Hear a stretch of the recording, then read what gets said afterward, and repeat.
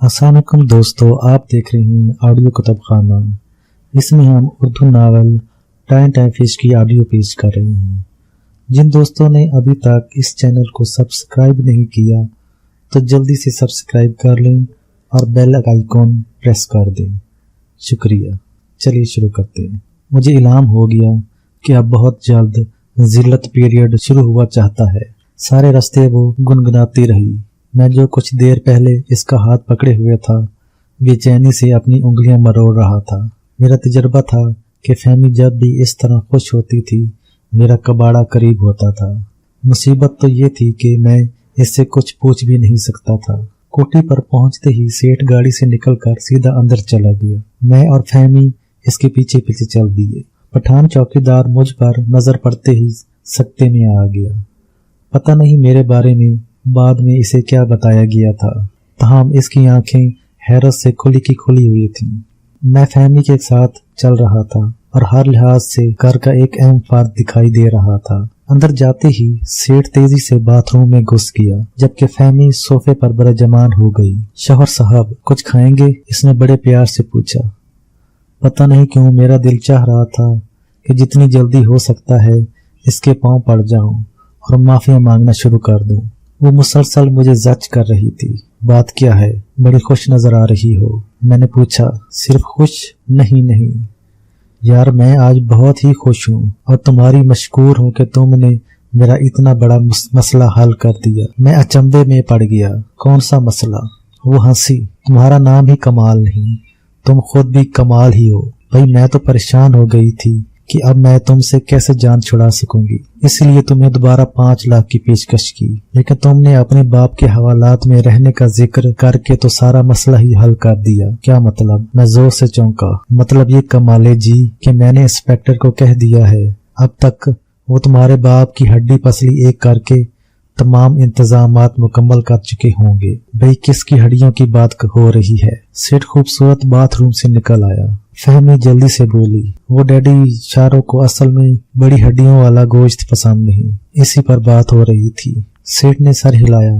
भाई I love mutton, मुझे तो चिकन बहुत पसंद है। अरे चिकन से याद आया, खाने का क्या इंतजाम है? भाई बड़ी भूख लगी है। फहमी ने खानसामा को आवाज लगाई। मेरे दिमाग में झक्कड़ से चलने शुरू हो गए।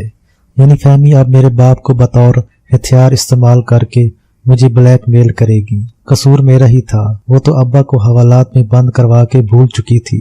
मैंने ही इसे याद दिलाया था कि अब्बा अभी तक हवालात में हैं। यकीनन मोबाइल लेने के बहाने जब वो अंदर गई थी तो थानेदार को बहुत कुछ समझा आई होगी। खानसामा खाना लगाने लगा था। मैं चुपचाप ऊपर अपने बेडरूम में आ गया। ये वही बेडरूम था जहां से मैं मौलवी साहब को कुर्सी पर पलटकर निकाह नामे समेत फरार हुआ था। निकाह नामा याद आते ही मैंने जल्दी से जेब में हाथ डाला। निकाह नामा मौजूद था। वैसे ये बड़ी खतरनाक बात थी कि मैं निकाह नामा जेब में लिए फिरता था। अगर कहीं गुम हो जाता या थानेदार मेरी तलाशी के दौरान बरामद करवा लेता तो मेरे पल्ले तो कुछ नहीं रहना था। थोड़ी ही देर बाद फहमी भी आ गई। इसने हाथ में मोबाइल पकड़ा हुआ था। मेरी तरफ बढ़ाती हुई बोली, लो तुम्हारा फोन है। मेरा फोन? मैं सर खुजाने लगा और आगे बढ़कर मोबाइल इसके हाथ से ले लिया। हेलो के बाद दूसरी तरफ की आवाज सुनते ही मेरे फरिश्ते कूच कर गए। अबे कमाले, मुझे बचा ले, वरना ये मुझे पुलिस मुकाबले में पार कर देंगे। अब्बा गिड़गिड़ाए। अब्बा तो फिक्र न कर, कुछ नहीं होगा, मैं भी कुछ करता हूँ। क्या कहा? निहाता हूँ? अबे शर्म नहीं आती? बाप पुलिस मुकाबले में मरने को है और तुझे निहाने की पड़ी है। अबे निहाने वहाने को गोली मार, मेरी फिक्र कर मेरी। ओह अब्बा, ये लड़की मेरी बीवी कहती है मुझे तलाक दो, वरना तुम्हारे बाप की बर्बादी कर दूंगी। क्या कहा? मुझसे शादी करेगी? अबे कमाले, किस मौके पर कौन सी खुशखबरियां सुना रहा है?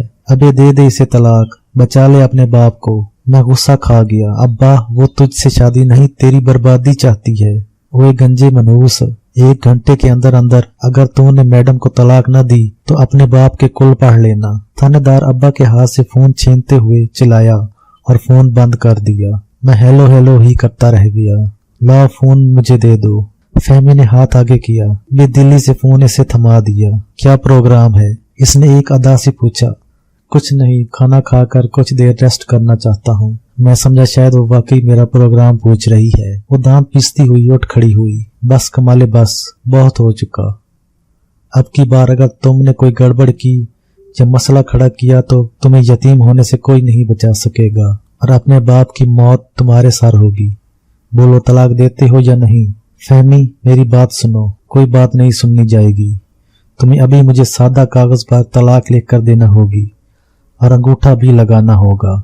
मैं तुमसे प्यार करता हूँ, मेरा यकीन करो। कि ये बकवास बंद करो, वक्त बहुत तेजी से गुजर रहा है। तुम्हारा बाप मौत के करीब होता जा रहा है। अचानक मेरे दिमाग में एक ख्याल आया कि सेठ को जाकर दरख्वास्त करनी चाहिए कि वो अब्बा को हवालात से निकलवा ले, लेकिन फिर बेबसी से ये सोचकर रुक गया कि सेठ को तो फहमी पहले ही बता चुकी है कि मेरे वालिदैन फौत हो चुके हैं। इसी लम्हे मुझे एक अजीब सा ख्याल आया और मैं चौंक उठा। सेठ को किसने बताया कि मैं हवालात में था? मैंने खुद को कोसा। ये सवाल तो मुझे फौरन सेठ से करना चाहिए था। लगता है कुछ सोच रहे हो। ना सोचो, गिर पड़ोगे। जो मैं सोच रहा हूँ वो तुम्हें भी सोचना चाहिए। क्या मतलब? मतलब ये कि तुम्हारे बाप को किसने बताया कि मैं हवालात में हूँ? वो वहाँ कैसे पहुंचा? मेरी बात सुनते ही फहमी उछल कर खड़ी हो गई। ओ माय गॉड, ये तो मैंने सोचा ही नहीं। तुम फौरन डैडी से पूछो। कैसे पूछूं? मेरे बाप की जिंदगी की घड़ियां कम हो रही हैं। मैं तो शदीद परेशानी के आलम में हूँ। डोंट वरी, तुम्हारे बाप को कल तक कुछ नहीं होगा। मैं इंस्पेक्टर को फोन कर देती हूँ। तुम जाओ, नीचे जाओ और डैडी से पूछो कि वो हवालात में कैसे पहुंचे। मैंने भी यकीनी के आलम में फहमी की तरफ देखा। इसने सर हिलाया और मैं थके थके कदमों से चलता हुआ नीचे आ गया। सेठ खूबसूरत डाइनिंग टेबल पर बैठा खलाओं में घूर रहा था। मैंने इसके साथ वाली कुर्सी संभाल ली। उल्लू का पट्ठा, सेठ बड़बड़ाया और मैं हड़बड़ा किया। जी क्या कहा? उल्लू का पट्ठा, इसने दोबारा जोर देकर कहा। मैंने जल्दी से अपना जायजा लिया कि शायद मुझ में कोई ऐसी खामी नमूदार हो गई हो, लेकिन मैं वैसा ही था जैसा होना चाहिए था। उल्लू का पट्ठा, सेठ की आवाज आई। ये आप मुझे सुना रहे हैं या बता रहे हैं? मैंने एहतियातन पूछा। सेठ ने एकदम मेरी तरफ देखा, फिर मुकम्मल राजदारी से बोला, कान इधर लाओ। मैं मुतजस्सिस हो गया और कान सेठ के मुंह के करीब कर लिए। सेठ पूरी कुव्वत से चीखा, उल्लू का पट्ठा। फिर वो लहक लहक कर गाने लगा। उल्लू का पट्ठा खाता था खिचड़ी, पीता था पानी, गाता था गाने मेरे सिरहाने। एक दिन अकेला बैठा हुआ था, मैंने उड़ाया, वापस न आया। उल्लू का पट्ठा। कैसी नज़म है दमाद, मकता खूब है, मैंने बेध्यानी से कहा। सेठ ने चंद लम्हे मेरी बात पर गौर किया, फिर उछल पड़ा। क्या मतलब? मकता तो इस आखिरी शेर को कहते हैं जिसमें शायर अपना नाम इस्तेमाल करता है। मैं बुखला गया। मुझे क्या पता था कि मेरा जुमला बिल्कुल फिट बैठेगा। मैंने जल्दी से कहा, मेरा मतलब है अंकल, सारी नज़म खूब है, शुरू से लेकर मकता तक। सेठ की बातें खिल गईं और वो अदाब करने लगा। अंकल एक बात तो बताएं, आपको कैसे पता चला कि मैं थाने में हूँ? सेठ ने यकदम घूर कर मुझे देखा, फिर राजदारी से इधर उधर देखते हुए आहिस्ता से बोला, इस घर में तुम्हारा एक हमदर्द रहता है, इसने बताया था। मेरा हमदर्द? मैं चकरा गया। हाँ, तुम्हारा एक हमदर्द। इसने मुझे बताया कि तुम थाने में हो। क्या नाम है इस हमदर्द का? इसने नाम बताने से मना किया है। मैं हैरत के समुंदर में गोताजन हो गया। इस घर में तो कोई ऐसा नहीं था जो मेरी हमायत में लब्बैक कह सकता। मैं सोचने लगा कि इस घर में कौन कौन मुझे जानता है। एक तो हो गया सेठ खूबसूरत, दूसरी हो गई फहमी, तीसरा कौन हो सकता है? ज़हन पर जोर मत दो, टिन मुतासर हो जाएगी। सेठ ने मुझे पुकारा और ऐन इसी लम्हे मेरे दिमाग में एक धमाका हुआ। पठान चौकीदार को तो मैं भूल ही किया था। ओ माय गॉड, तो क्या चौकीदार मेरा हमदर्द है? या अल्लाह खैर। इतने में दरवाजा खुला और चौकीदार अंदर दाखिल हुआ। मुझ पर नजर पड़ते ही इसकी आंखों में अपनायत फैल गई। इसने नजरें मेरी तरफ और रुख सेठ की तरफ करते हुए कहा, आपका भाई आई है। मेरी समझ में ना आया कि कौन खातून आई है या मर्द। सेठ ने चौंक कर चौकीदार की तरफ देखा और कुछ सोचते हुए बोला, आई एम गोइंग, मैं आ रहा हूँ। खानसामा ने खाना लगा दिया था, लेकिन सेठ ने सिगार सुलगाया और खाना वहीं छोड़कर बाहर निकल आया। मैंने तेजी से इधर उधर देखा, कमरे में और कोई भी नहीं था। मैंने बिजली की सी तेजी से बिरयानी और कोरमे पर हाथ साफ करना शुरू कर दिया। अब्बा अक्सर फरमाते थे कि अच्छा खाना और अच्छा नहाना किस्मत से ही नसीब होता है। खाने के हवाले से अब्बा के नदीदेपन का अंदाजा इस बात से भी लगाया जा सकता है कि अम्मा बताती हैं, जवानी में एक दफा अब्बा को इनके एक दुश्मन ने बीच सड़क बहुत मारा। अब्बा ठीक होते ही दुश्मन को कत्ल करने लंबी सी छुरी बगल में लिए उसके घर पहुंच गए। दुश्मन मेहमानदार बंदा था। इसने अब्बा को न सिर्फ बिठाया बल्कि डट के करेले गोश्त भी खिलाए। अब्बा ने सारा खाना हजम करने के बाद डिकार मारते हुए छुरी वापस बगल में रखी और ये कहते हुए उठ खड़े हुए कि कोई बात नहीं, इंसान से गलती हो ही जाती है। इस हिसाब से मेरी तो सेठ से कोई दुश्मनी भी नहीं थी, फिर मैं क्यों न डट के खाता। मैंने खाना खाते हुए मुसलसल सोच रहा था कि अब्बा को हवालात से कैसे रिहा कराया जा सकता है। फहमी ऊपर इंतजार कर रही थी कि मैं कब इसे आकर बताता हूँ कि इस किबाब को किसने मेरे बारे में मुखबरी की थी। मौका अच्छा था। खाना खाते ही मेरा ज़हन मजीद तेज हो गया। सेठ अपने भाई से मुलाकात कर रहा था और मैं कुछ ऐसा सोच रहा था कि अब की बार नागन भी बच जाए और नाग भी बच जाए, लेकिन लाठी का सत्यानाश हो जाए। और फिर अल्लाह ने करम कर दिया। मेरे दिमाग ने एक ऐसा प्लान बताया कि मैं अशश कर उठा। मेरा दिल चाहा कि अपनी 6-7 चुमियां ले लूं, लेकिन फिर ये सोचकर बाज रहा कि कहीं रिवाज ही ना पड़ जाए। प्लान इतना जबरदस्त था कि सारी गेम उलट हो सकती थी। मैंने पानी का लंबा सा घूंट भरा और एक नीम क्लासिकल डिकार मारते हुए उठ खड़ा हुआ। इससे पहले कि मैं ऊपर बेडरूम का रुख करता, अचानक दरवाजा खुला और चौकीदार अंदर दाखिल हुआ। कुछ और चाहिए तो बताओ। मैंने गहरा आलूद नजरों से इसकी तरफ देखा। नहीं शुक्रिया, मैंने खाना खा लिया है। ख्वाजा, शुक्रिया की क्या बात है, तुम्हारा ख्याल रखना हमारा फर्ज है। अभी बोलो तो तुम्हारे लिए मीठा पान लाए। इसके लहजे में खलावत भरी थी। एक लम्हे के लिए मैंने सोचा कि इस वक्त ये खान नहीं बल्कि वो मेहमान है जिसकी वजह से आज मैं दोबारा इस घर में आऊं। ये ख्याल आते ही मेरा लहजा बदल गया। खान, वैसे तुम हो बहुत अच्छे। खान के कानों की लुएं सुर्ख हो गईं। इसने जल्दी से सलवार की जेब में हाथ मारकर नसवार निकाली और मेरी खिदमत में राडो घड़ी की तरह पेश की। ये क्या है? मैंने आंखें फैलाई। ये प्यार का तोहफा है हमारी तरफ से, स्पेशल नसवार। मेरा दिल चाहा कि खान को खरी खरी सुनाऊं, लेकिन इसकी मेहरबानी याद आते ही निस्बतन नरम लहजे में कहा, खान तुम इतनी नसवार क्यों खाते हो? खान ने आह भरी, क्या बताऊं ख्वाजा, हम नसवार न खाए तो हमारा खून रुकने लगता है। कमाल है। वैसे ये जो तुम रोज इतने पैसे नसवार पर खर्च करते हो, एक ही दफा कोई अच्छा सा घोड़ा क्यों नहीं खरीद लेते? मैंने तजवीज दी। खान ने पहले तो बेध्यानी में सर हिला दिया, लेकिन बात समझ में आते ही चौंक उठा। इससे पहले कि वो कुछ कहता, बाहर से सेठ की आवाज आई और वो सब कुछ भूल भाल कर बाहर की तरफ लपका। मैंने मौका गनीमत जाना और खरामा खरामा चलता हुआ ऊपर बेडरूम में जा पहुंचा। फहमी बेचैनी से पहलू पे पहलू बदल रही थी। मुझे देखते ही घुर्राई, इतनी देर क्यों लगाई? खाना खा रहा था। मैंने तुम्हें खाना खाने नहीं भेजा था। मैं अपनी नहीं तुम्हारे बाप की बात कर रहा हूँ। बकवास मत करो। कुछ पता चला? हाँ, पता चल गया है कि मेरे बारे में तुम्हारे बाप को किसने बताया था। कौन है वो? तुम्हें यकीन नहीं आएगा। ये तुम्हारा मसला नहीं, तुम सिर्फ नाम बताओ। मैंने एक गहरी सांस ली और सोफे पर बैठ गया। फहमी की पूरी तवज्जो मेरी तरफ थी। मैंने संजीदगी से कहा, तुम्हारे बाप का मुखबर थानेदार है। क्या कहा? मेरा जुमला सुनते ही वो इतने जोर से उछली जैसे इसके सर पर अदनान समी आ गिरा हो। ये बकवास है, सरासर बकवास है। ये बकवास तुम्हारे बाप ने की है। Shut up. मेरी पूरी बात सुनोगी तो बहुत फायदे में रहोगी, क्योंकि तुम्हारे बाप ने मुझे बहुत सी और भी कीमती मालूमात फराहम की हैं। उसने अपनी मुट्ठी बेची और जोर से बेड पर मुक्का दे मारा। मैं इत्मीनान से बैठा इसकी बेचैनी से प्यार कशीद कर रहा था। खूबसूरती भी अजीब चीज होती है, जितना आग में जलती है कुंदन बनती जाती है। ये लड़की मेरे हवास पर छाई जा रही थी। अब तक तो मैं इससे छुटकारे की तरकीबें सोचता आया था, लेकिन पता नहीं मुझे महसूस होने लगा था कि मैं इससे किसी कीमत पर अलहदा नहीं हो सकूंगा। शरीर लिहाज से वो मेरी बीवी थी और मुझे अपनी बीवी को पसंदीदगी की नजरों से देखने का पूरा पूरा हक था। बोलो, मैं सुन रही हूँ। ऐसे नहीं, अब गेंद मेरी कोर्ट में है। पहले मेरे बाप को रिहा कराओ, फिर बताऊंगा।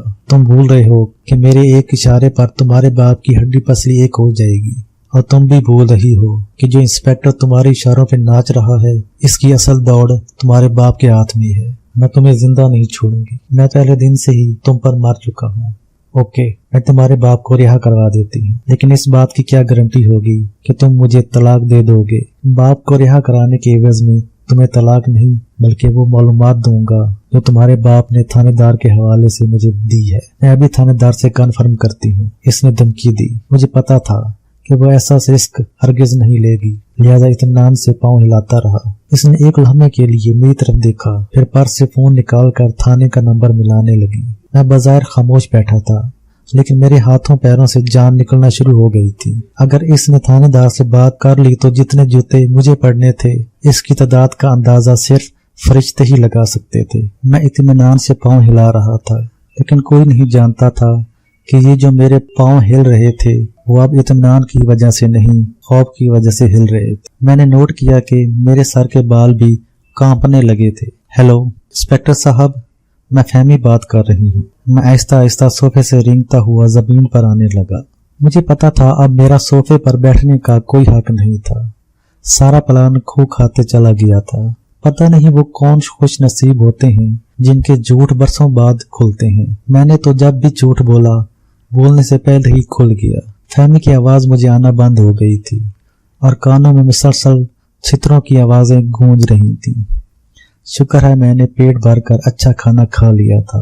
मुझे पता होता कि ये मेरी जिंदगी का आखिरी अच्छा खाना है तो मैं सारी जेबें कोरमे से भर लेता। वैसे भी इतने अरसे से यही सूट पहना हुआ था, अब तो ये वाकई मेरा लगने लगा था। तुम्हारा बाप रिहा हो गया है। इसने इतनी अहम बात इतने आम से अंदाज में कही कि 4 मिनट मुझे समझने में लगे। फिर जैसे ही पूरा जुमला मेरे दिमाग में उतरा, मैं हक्का बक्का रह गया। काका क्या कहा?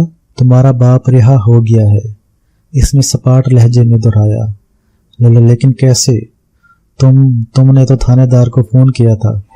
हाँ, मैंने इससे फोन करके कहा कि तुम्हारे बाप को रिहा कर दे। अब तुम अपना वादा पूरा करो और बताओ कि डैडी ने इंस्पेक्टर के बारे में क्या बताया। मेरा दिल चाहा कि उठकर खुशी से नाचना शुरू कर दूं। मेरी कामयाब तदबीर की बदौलत अब्बा जेल से रिहा हो गए थे। मैं जल्दी से उठकर दोबारा सोफे पर बैठ गया। अब मैं इस पर बैठने का मुकम्मल तौर पर हकदार था। फहमी तो बड़ी जल्दी फंस गई थी। मैं तसव्वुर में देख रहा था कि अब्बा रिहा होते ही किसी खोता रेड़ी वाले से लिफ्ट लेकर घर पहुंच रहे हैं।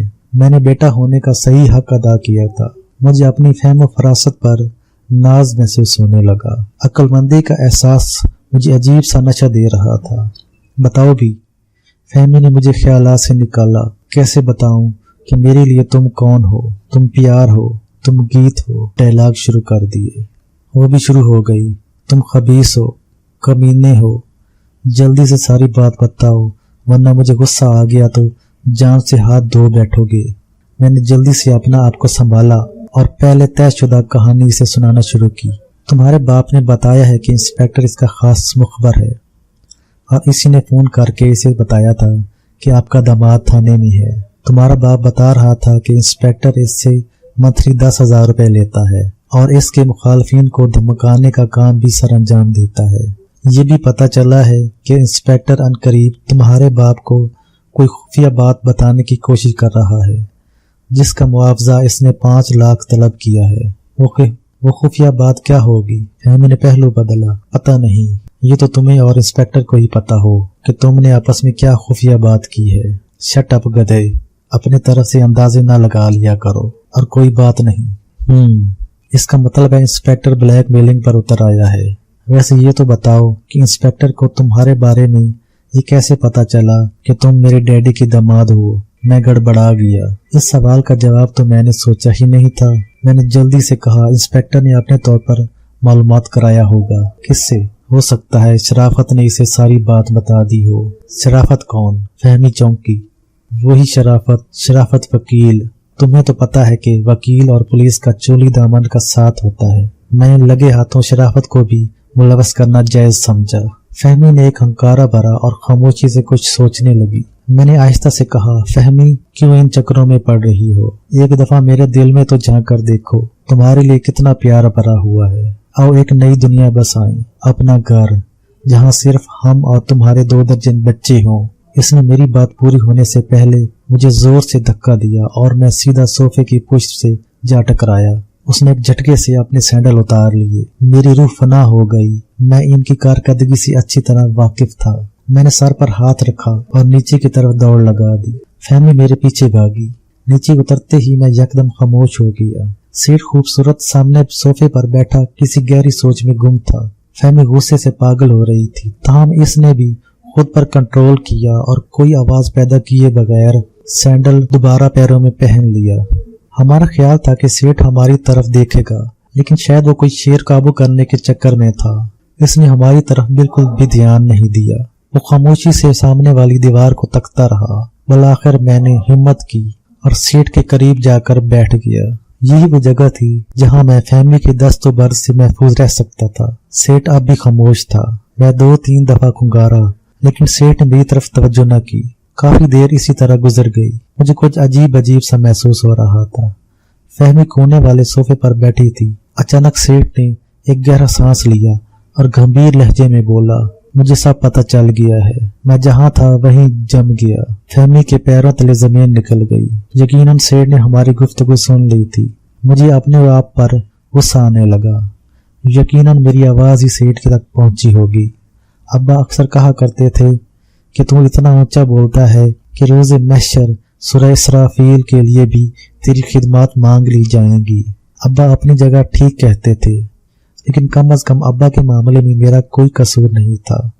मैं आहिस्ता बोलता था तो इनके कानों तक आवाज नहीं पहुंचती थी, और अगर ऊंचा बोलता था तो वो गुस्सा कर जाते थे कि अब्बा के सामने ऊंची जबान में बात करता है। सेठ दोबारा बोला, मुझे सब पता चल गया है।